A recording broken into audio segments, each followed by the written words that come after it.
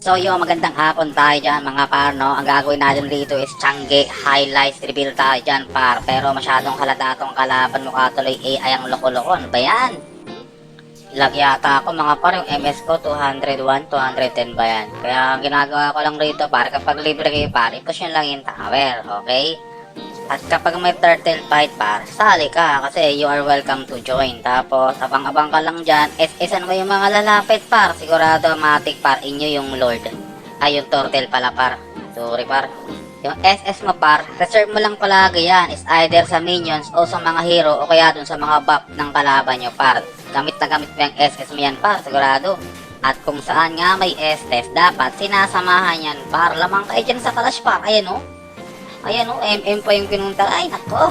Iyak ka dyan. Isa ka lang, tatlo kami par. May estes pa kami. Nako, iyak ka talaga. Uy, may crush. May Aldo sa'yo. Papunta na oh. Ayos na. Tapos SS lang tayo. Ah, wala ka na dyan par. Tatlo kami eh. Aba, may pumasok pang Hellcurt dito. Akin ang lasit dyan, mga repa. Akin yan par. Kapag naglo-lord yung kakampi mo par, tulungan mo par. Pero huwag mo gagamitin yung SS par. Gamitin mo pag may kalaban na par. Para lamang kayo dyan par oh. O, diba? Saktong-sakto par. Sa'yo pala dyan par, o. Diba? O, di libre na mag-lord par. Kaso nag-brown out, pre. Nasaan yung Hellcurt? Tagwawala yung Hellcurt.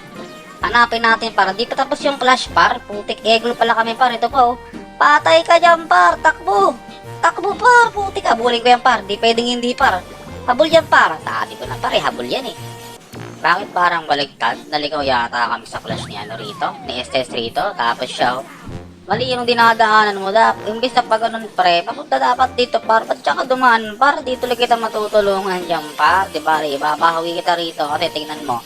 Pakulto na SS ko dito. Oh. SS, ayos na. Ubos. Ubos ni Aldous. Di pala ako. Okay lang, may assist naman tayo. So, back to postra tayo kaso may issue rito. So, minsan rito, naisip ko na lang kung malakas ba talaga ako, may hina lang kalaban ko. Kasi tignan mo naman, imbis na umiwas eh, sinalo lahat. Tapos ito pa par, imbis na tumakbo, hindi pa tumakbo par. Napakagaling nyo naman talagang kalaban na yan oh. Hanap tayo rito ng klaseng par. Ayan na Hellcurt par, nag-SS par, na-silence ako dun par. Pero nahuli yata siya dyan par. Wala na dyan, iyak ka na dyan par. Ayos na par, yung nangyari sa akin. Dah. Ano to, realization? Ano, nagtatampo ka? Aba, may topak ka. Yatap tayo sa inyo, par. Lugi, par. May topak. Ayun, bumalik na. Ayos na, SS na. Uy, wait lang. Uy.